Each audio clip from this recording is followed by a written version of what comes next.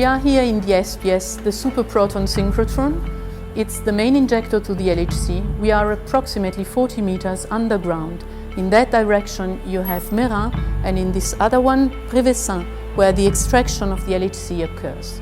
What you see behind me is the installation of the transfer table for the crab cavity test stand for High-Lumi.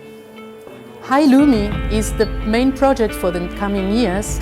It's a project to increase the luminosity, which means the number of collisions of the LHC. The crab cavities are an essential piece of High-Lumi. They have to decrease the crossing angle of the bunches in order to increase the number of collisions. The installation started 2 years ago. We then last year installed most of the infrastructure, means cables, and the cryogenic line which you see there. And this year we have the main installation of the test stand, including all elements.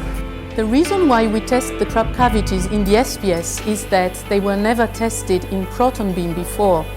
But the SPS is a working machine. We cannot use it for testing unless we guarantee that it can remain working for the LHC.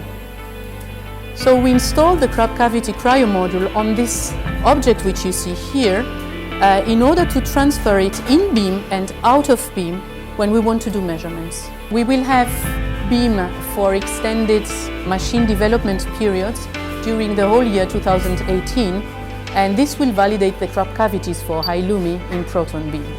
Beyond the crab cavities, this is a long-term investment because we can install here other superconducting RF structures in development to test them in beam. It will be a unique facility in the world.